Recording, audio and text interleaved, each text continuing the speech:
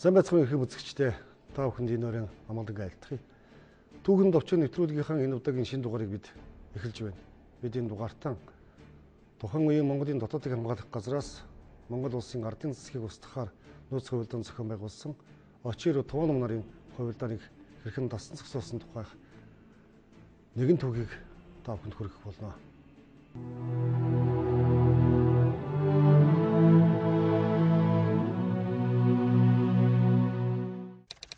1923 оны 1-р сард Хатанбаатар Магсаржав Жалханцгийн нарт нэгэн утга ухий загтлэрж уул загталд би сүгнэгэр Баянголд зэрэг элсүүч зэвсэг цуглуулж байна. Хойд зүгээс хүрээг байлдан урыг. Хатанбаатар Жалханцгийн та хоёр нийс хүрээний дотроос зэвсэгт босдог гаргаж ардын засгийг хавсран устгаж богдыг хэмжээгүй эрхт хаанд өргөмжлөе гэсэн байжээ. Энэ үед Жалханц хотод Сумын Дэмдэн Базар Монгол улсын ардын засгийн ерөнхий сайдаар ардын Хатанбаатар Санагдоржийн Магсаржав цэргийн яамны сайдаар ажиллаж байлаа. За Цэрэн Людопович Очиров 1919 онд бол Колчогийн зэрэгт алба хааж байсан. Тухайн цаг үеийн нөхцөл байдлаас болж Монгол улсад орж ирэхдээ гамн зэрэгт ол зэвсгээ хураалгасан. Улмаар өөртөө 100 хүнийг цэргээр илсүүлж олвол Алтан булгаас тодорхой тооны зэвсэг худалдан авч цэрэгтэй тараан Унгарын цэрэгт элсэж орсон. Ангихуу ороход бол Унгарын түнд хурандаа цолоор шагнасан. Ардын усгал зэрэгт Унгарын гол гэж буцагдахж Очиров Манжурт орон гарах замдаа унаа асгүй болсон тул Баатар бангийн хошууны сөгнөр хэмээх газар суугаа Сэцэн хаан аймгийн Дархан Бэйсийн хошууны лам Гочоогинд хүрч урд тэрэл хэмээх газар болсон Винтоп буу 27 Полимат буу 2-ыг мөн гочоод худалдан үн мөнгийг нь хагас аваад 1922 оны хавар Манжурт орон гарчээ. Буу зэвсгийг бол гочоолом нийслэл хүрээнд бол авч ширхглэн зарсан. Хожим бол Очировыг Монголд орж ирэхэд бол 2 полимат бууг нь өгсөн байдаг. За энэхүү зэвсэг худалдаж авсан худалдсан хэрэгээр бол гочооломыг бол шүүх явдлын яамнаас баривчилж хорьсон. Очиров Манжурт оргон гараад цагаантны үлдгэдэл зэргүүдийг нэгтгэн Монгол улс тогтсон ардын засгийн эсрэг хүч хуралд болон тэмцэхээр санаархан загтал илгээсэн энэ байсан. Дээрх загтлыг Цэрэн Людопович Очиров эсвүүлсэн тухай Зэдэн Галтрын мэдүүлэгт Монгол газар нэвтрэн орж цагааны анги цэрэг байгуулгыг хэмээн Очировын бие Тувановын биеэр захиа бичүүлж химээснээр уг загтыг үйлдсэн эзэн Цэрэн Жигжидович Туванов болж байна. Цэрэн Жигжидович Туванов 1920 оны цон Монголд хэдэн хүний хамтар Харьхрын аймаг газар Эрдэнэ чулуу малтахаар ирж тэндээ 9 сар хүртэл байж байгаад нийслэл өрөөс дор чимээ хүний хамтар хүнс бэлтгэр явах замд Бороо өнгөрний тагнуулын зэрэгт баригдаад Баруун Баян хэмээх өнгөрний штабт хүрэгдэн очихт нь бол Найдан хаан Цэвэн дөрвөн хоёр бол батламжлан авч бол Бороо өнгөрний зэрэгт ажиллуулсан. Туванов бол Бороо өнгөрний зэрэгт байхдаа бол Суман тусгай ангийн гаргаар ажиллаж байсан. Бороо өнгөрн фон Штернберг тэрээр Балдорчмын Герман ухсааны хүн бөгөөд хаант Орсын генерал 1920 оны 10 дугаар сард Ононголын сав Гэлбэр харуулын нутгаар Орсын цагаан зэрэг 150-аас 200 хүнтэй Монгол Бурятын, Татарын, Атман Анниковын гэсэн 3 морьт хороо Полиматын команд бүхий дагуурын морьт отряд ба бүрэн бус 3 батарей буюу нийт 800 зэрэг бүхий Азийн морин дивизийн авч Монголд орж иржээ. Монголд эдийн зэрэгтэй хүч хусарсан Бороо өнгөрн нийс төрийг эзлэн авч олдноо өргөцсөний 11-р оны цагаан сарын 15-нд буюу 1921 оны 2-р сарын 21-нд богдыг дахин хаан ширээн залж Монголын автономик сэргээсэн байна. Монгол ардын журам цэрэг зөвлөлтийн улаан цэргийн хамтарсан хүчин зохигдож 1921 оны 8-р сарын 22-нд Монголын Сомдын хүнд баригдан Улаан Орсын Шитикний зэрэг тушаагдсанаар Бороо өнгөрний Монгол дахь үйл ажиллагаа төгсгөл болжээ.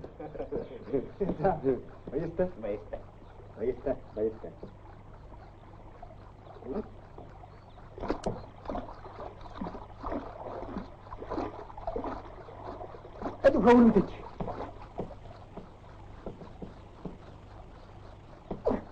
Савара ажилчин хүний нуруунд сүүлчийн удаа суугч нэмдэ.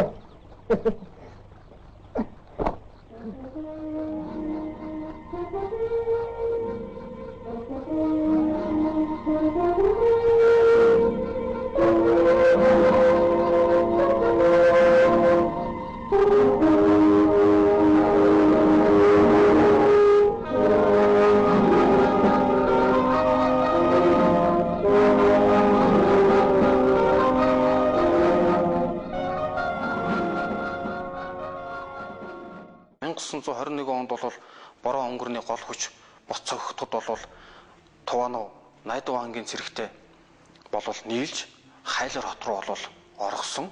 За ингэж орох замд бол Монгол улсын нутагт бол олон удаагийн аллах дээрэм тонуулыг бол хийж байсан. 1922 онд Очиров Тувановт манжуур цууж байгаагаа тодорхойлсон захидал бичсэн төдөөгүй Оросын байгаль мужийн газар цагаан цэргийн анги нээж хурлуулахаар цэгц буугаа илтгэн улмаар уулзгаар ирэхийг санал болгожээ. За энэ үед бол Туванов бол Хайлар хотод бол үеийн эмчилүүлэхээр ирсэн тохиолдсон. Туванов бол энэхүү захидлыг аваад бол манжуурыг зорьсон. За энэ хоёр бол манжуурд уулзаад байх үед бол урд нь Бороо өнгөрний цэрэгт хамт байлдж ирсэн цэдэн халтартай таарсан. За цэдэн халтар бол Монгол улсын нутгаас бол манжуурт бол бараа худалдан авахар ирсэн хэмээн хэлсэн байдаг. За энэхүү үүний дараагаар бол Туванов Очиров нарт бол Монгол улсд бол засгийн эрхийг бол Монгол бүрээд хүмүүс авсан. Бодоог бол цаазаар авъяцсан гэж хэлсэн байдаг. 1922 онд Бүх зэргийн зөвлөлийн дэргэд дотоодыг хамгаалах газрыг зохион байгуулсан байна. Үүнээс өмнө хоёр бүлэг нь нэгдснээс хойш Монголын хувьсгалчдын зүгээс гадаадын дайснуудын эсрэг тагнуудын ажиллагааг өөрсдийн хүрээнд явуулж ирсэн гэсэн мэдээ зэнг өнөөгийн бидэнд уламжлагдсан иржээ. Очиров Туванов нар бол хөхнөр орчимд бол байрлж буй Монгол ардын намын цэрэгт бол очиж ухуулга хийх мөн цагаан цэрэгт бол асар майхан худалдаж авахаар бол Монгол улсын нутагт нэвтрэн орж ирсэн байдаг. За ингээд орж ирснийхаа дараа бол хөхнөр нуурын цэрэгт бол таних хөнгөө холбоо ярих боломжгүй учраас бол Монгол улсын нутгийн гүнд орж цагаан цэргийг бол цагаан цэрэг болоод боройдуудыг бол нэгтгэхийг зорьсон. За ингэж зорихдоо бол Жалхан цуцагт Хатанбаатар нар болон Хөхнурын цэрэгт бол загтал илгээсэн. Гэвч Хөхнурын цэргээс бол загтлыг авмагцаа бол довтлон Тувановыг бол баривчилсан байдаг. Туванов ардын цэрэгт баригдсанаар Очиров Монгол улс дахь боройдуудыг нэгтгэн цагаан цэргийн анги байгуулах тухай ирмэлзэн цагаан цэргийн анги байгуулахад нийслэл төрийн дэх боройдууд ихээхэн дэмжлэг болно хэмээн найджээ. Дотоодыг хамгаалах газараас бол Тувановыг баривчлан байцаасны үүднээс бол нийслэл хүрээнд хэд хэдэн боройд болон лам нарын нэрийг бол хэлүүлж чадсан. За энэхүү боройдууд лам нарыг бол байцаасны үүдэнд тэдгээрээс мэдүүлсэн бол Очиров Тувановыг баригдсан. За ардын цэрэгтээ хүч тулалсан байлснаас бол айн сандарч бол лам болон боройд лам болон суугаа хэмээн мэдүүлсэн байдаг. Тэрх мэдүүлэгс үндэстэн дотоодыг хамгаалах газраас Очировыг илрүүлэх ажиллагааг шуурхаа явуулж эхэлсэн байна. Энэхүү ажиллагааны хүрээнд Очировтой хуучны харилцаа бүхий нийслэл хүрээнд нэр бүхий боройдууд лам нарыг барьжсан байна. Энэ нь Очировыг нийслэл хүрээнд орж ирэн боройдуудтай харилцаа холбоо тогтоох бослог хөдөлгөөн гаргахаас урьдчилан сэргийлсэн явдал байв. За улмаар дотоодыг хамгаалах газар нь бол Очиров Монгол улс хүрээнд орж ирэхээр бол лам ховц сүмсэн өөрийгөө лувсан хэмээн нэрлэж явж байна гэсэн мэдээллийг авсан. За энэхүү мэдээллийг авсны дараа бол дотоодыг хамгаалах газараас Очировыг бол хүрээнд оруулж ирэхгүйгээр баривчлах арга хэмжээ зохиож эхэлсэн. За ингэж явсны дараа бол ингэж арга хэмжээ зохиож эхэлсэн. Улмаар дотоодыг хамгаалах газараас Очиров нийслэл хүрээ орохын тулд лам ховц өмсөн өөрийгөө боройдловсон хэмээн халахвчлан нийслэл хүрээний очиж богд хаантай мөргөн хэмээн Баянгол сүгнэгэр орчим нутаглаж байсан Монгол самдан гэгчинд морин амнах нэрийдлэр сууж байгаа тухай мэдээлэл авчээ. Ингэж сууж байхад бол дотоодыг хамгаалах газрын дарга Балтанд орж дамдын зэрэг хүмүүс тодорхой тооны цэргүүдтэй цэргээс ардын цэргээс оргосон хэмээн халахвчлан бол очсон Монгол самдан очсон байдаг. За ингэж очихдоо бол мөн Жалхан цуцагт Хатанбаатар нарын бол цагтлыг хичээх хуурамчаар үлдэж айцсан гэж үздэг. За Балтанд орж Очиров хоёр бол ярилцсан байдаг. Ингэж ярилцахад бол ардын төрийг устгах тухай ярилцахад очироо бол ардын төрийг устгахаар цэрэг хоролдуулж хурал нийхэд бол тодорхой тооны итгэлтэй хүмүүсийг бол авчирч дуудан ирүүлж болох юм гэж хүмүүсийн нэрийг цохон дурдсан байдаг. За энэ хүмүүс нь бол дээр баригдсан бол бурятууд лам нар бол болж таарсан. Дотоодыг хамгаалах газрын дарга Балдан Доржийн зохион байгуулсан арга хэмжээ нийслэлээр орохоор явж байсан Очировыг Сүгнэгэр Баянгол орчим гэмдүүлэн баримтлаар дуусгар олжээ. Сэрэн ДДП-ч Очировын хувьд цагаан Орсын цэргийн хурандаас олтой хүн байсан. 1876 онд Хаан Торсын Байгдын мужийн Троцкосовскийн хүдэрт төрсөн. Тэрээр 1919 онд цагаан цэгийн адмирал Галчигын цэрэгт элсэж цагаан цэрэгт албаах болсон. Дараа нь хорооны тэргүүлэгч болж улмаар Сэрэн Жигжид баш Туваанмын хамт Монголын ардын засгийг устгах нөөцөө дээр зохион байгуулсны учир Монгол улсын шүүхийн тусгай комиссийн шийдвэрээр цаазаар авах ял авч 1923 оны 9-р сарын 9-ний үрээр 4 цагт ялыг гүйцэтгсэн байдаг. Очироо Тувaan нарын хэргийг таслан шийдэх комиссар бол шүүхийн явдлын яамны сайд дорж цогт тодомжив. За дотоодыг хамгаалах газраас нарийн бичгийн дарга дорж холом нарыг бол томилсон байдаг. За тэр хоёрын хэрэгт бол нууц тагнуулаар явж улс төрийн мэдээлэл цуглуулсан, Монгол болон зөвлөлтийн ард түмний эсрэг хүчлэн байлдсан гэх зэрэг бол ялыг бол төлөвлөн таслан шийдэхээр болсон. За ингэж энэ хоёрыг таслан шийдэхэд бол Цэдэн Халтар, Гочоо гэх мэтийн бол нэр бүхий бурятууд бас цуг таслан шийдэгдсэн байдаг. За Цэдэн Халтарын хувьд бол энэхүү хэрэг таслан шийдэгдэх нь бол нутаг газар заан цөлөх хөр таслан шийдсэн. За энэ юуны учир хэмээвс бол Тооновын өврөөс олдсон бол тэмдэглэлийн дэвтрээс шалтгаалж таслан шийдэхэр болсон.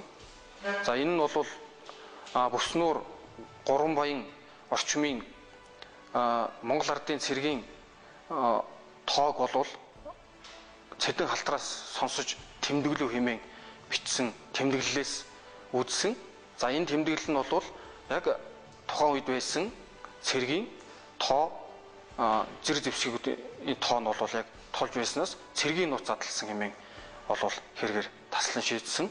За гэвч бол Цэдэн Халтарыг сүүлд бол суллагдсан байж болзошгүй байдаг. Цэдэн Халтар нь бол дотоодыг хамгаалах газраас Очироо Тувaan нарыг бол оруулж ирэхээр явуулсан нууц тагнуул гэж бол судлаачид үзэж байгаа. Дашийн Балдан Дорж тэрээр 1884 онд Түшээд хаан аймгийн Хараагийн хар гэдэг газар төрсөн ардын хувьсгалын партизан.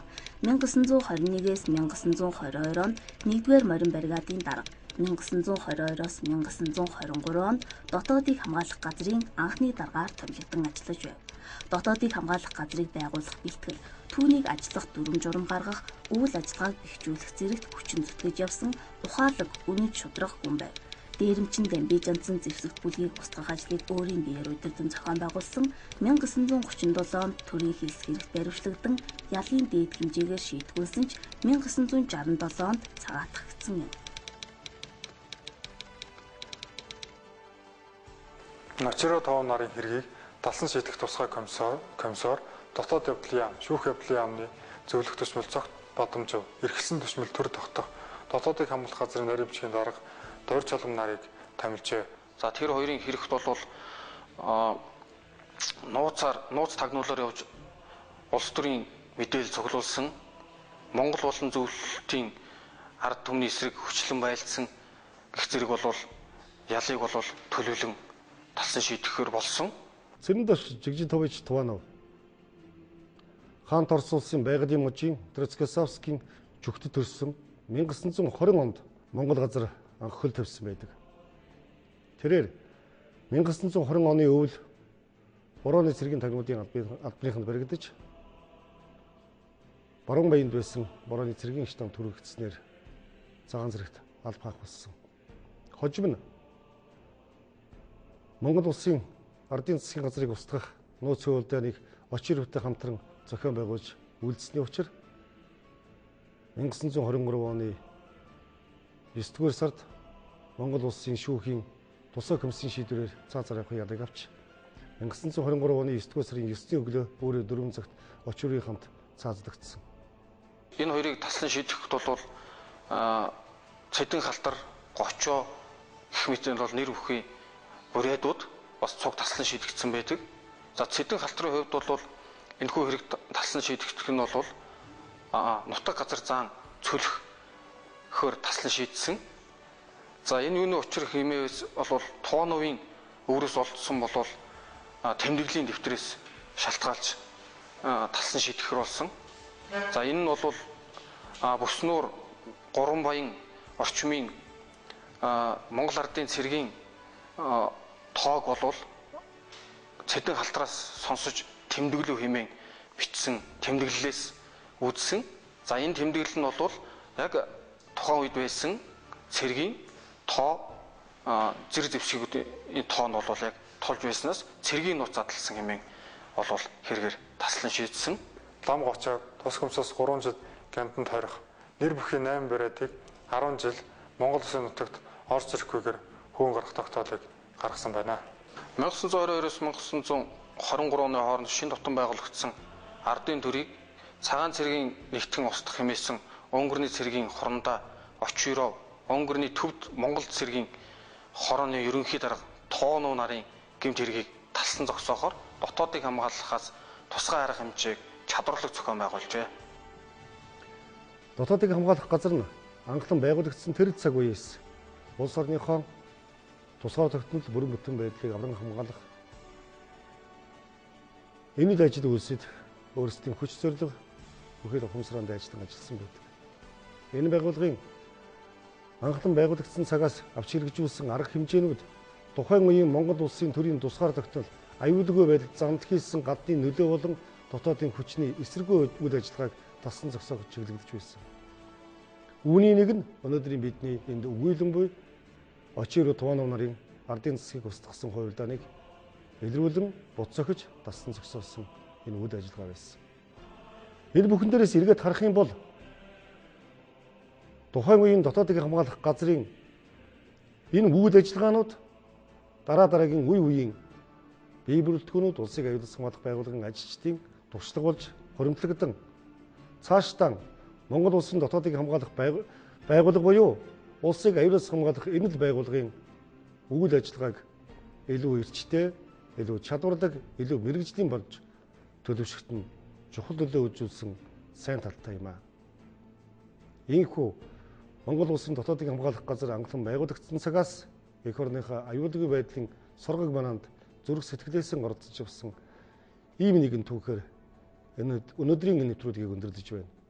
Дараагийн нэвтрүүлгээр дахин уулзлаа. Түр баяртай.